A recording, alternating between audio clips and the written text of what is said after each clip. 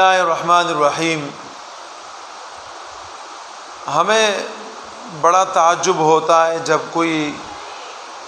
عورتوں کی قدر نہیں کرتا اور ایسی باتیں اپنی زبان سے نکالتا ہے کہ جیسے کہ آج تک ان لوگوں کے اندر جاہلیت کوٹ کوٹ کے بھرا ہوا ہے، شکل سے، لباس سے اپنے آپ کو پڑھے لکھوں میں شمار کرتے ہیں، لیکن جب ان کا طریقہ عورتوں کے ساتھ دے کر آئے تو بالکل اسلام کے خلاف ہوتا ہے۔ اب ایک صاحب اس دن ٹی وی پہ بیٹھ کے اسلامی تعلیمات سے لوگوں کو آگاہ کر رہا تھا، اور یہ بے جا جب انسان مولوی بن جاتا ہے نا تو یہ الٹے سیدھے باتیں اپنی زبان سے پھر نکالتا رہتا ہے۔ اس نے کہا کہ اگر کوئی عورت بد زبان ہے، بد اخلاق ہے، تو شوہر کے لیے ضروری ہے کہ وہ فوراً اس کو طلاق دے دے۔ اگر یہ شوہر اس کو طلاق نہیں دیتا تو حدیث میں یہ آتا ہے کہ اللہ پاک کے اس مرد کے اوپر لعنت برستا رہے گا۔ اب آپ مجھے یہ بتائیں، یہ کوئی تک کی بات ہے جو اس نے یہ بات بولی؟ اب یہ معاشرے کو بگاڑنے والی باتیں ہیں جو یہ لوگ ٹی وی میں آ کے اینکروں کے سامنے کرتے رہتے ہیں۔ بھئی آپ کو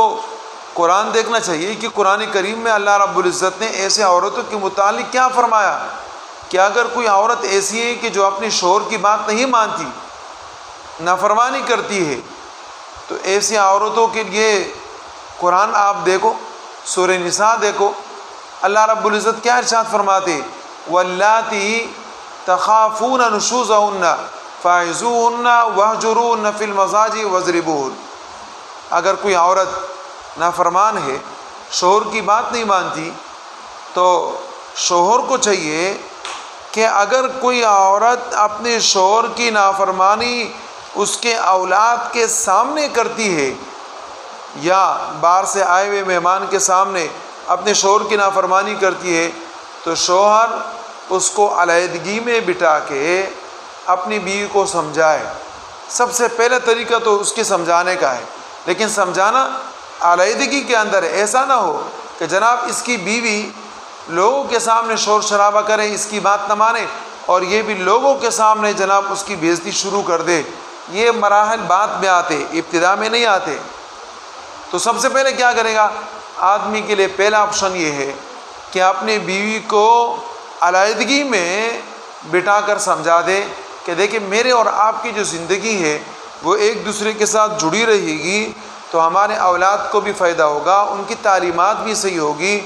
اور اسی طریقے سے میرا اور آپ کا رشتہ صرف میرا اور آپ کا رشتہ نہیں ہے بلکہ یہ دو خاندانوں کا رشتہ ہے۔ پھر اسی طریقے سے ہماری بچیاں کسی اور گھر میں جائے گی، کسی اور گھر کی بچیاں ہمارے گھر میں آئے گی، تو وہ اثر ان کے اوپر رہے گا۔ لہذا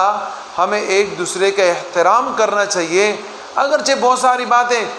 آپس میں ایسی ہو جاتی ہے کہ بعض مرتبہ کوئی بات قابل برداشت نہیں ہوتی یا انسان کو پسند نہیں ہوتی، لیکن کبھی کبھی اپنی پسند کو بھی دبانا پڑتا ہے۔ تو لہذا ہمیں اپنے گھر کے اندر رہ کے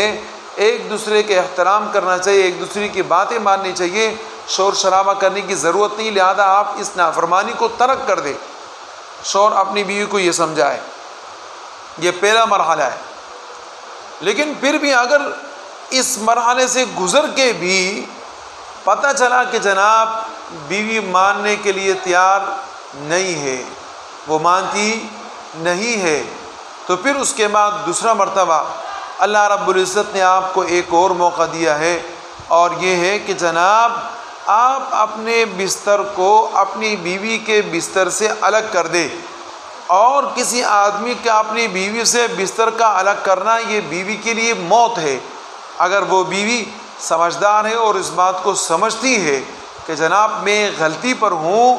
میں نے اپنا راستہ صحیح متعین نہیں کیا، میرا شوہر مجھ سے اتنا مجبور ہوا کہ جناب اب اس نے اپنا بستر میرے بستر سے الگ کر دیا،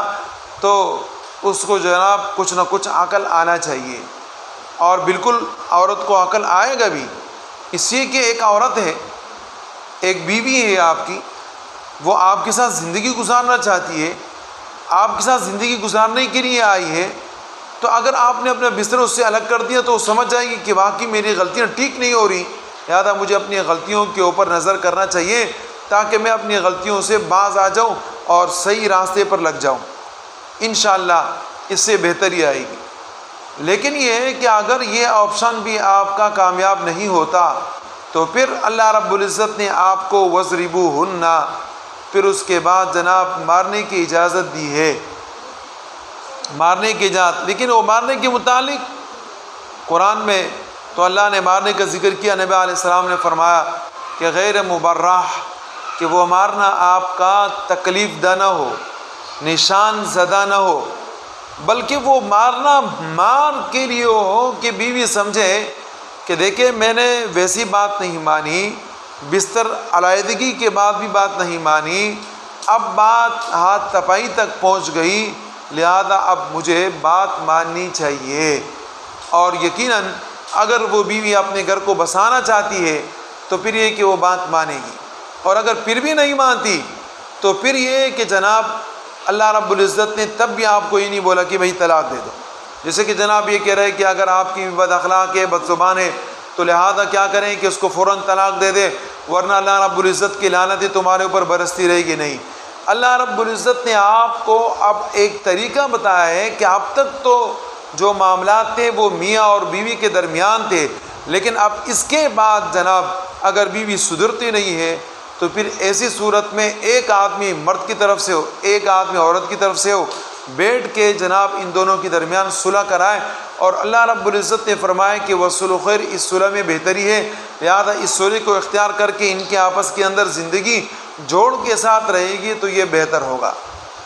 ورنہ سب سے زیادہ اگر شیطان کسی کام کے اوپر خوش ہوتا ہے تو وہ طلاق کے اوپر خوش ہوتا ہے، اور یہ لوگ ایسے ماحول بنا رہے ہیں کہ جناب عورتوں کو طلاق کثرت کے ساتھ پڑھیں نہ۔ بھائی ایک عورت کو اگر طلاق پڑ گئی، صحیح ہے جی، تو عورت ہے، اس کو تو عقل اتنا کام نہیں کرتا، لیکن یہ ہے کہ جناب یہ ہے کہ مرد کی زندگی بھی خراب ہو جائے گی، عورت کی زندگی بھی خراب ہوگی، اور بعد میں دونوں کیا کریں گے، افسوس کرتے رہیں گے۔ لیکن یہ ہے کہ اللہ رب العزت نے فرمایا یغنی اللہ کل من سعتہ،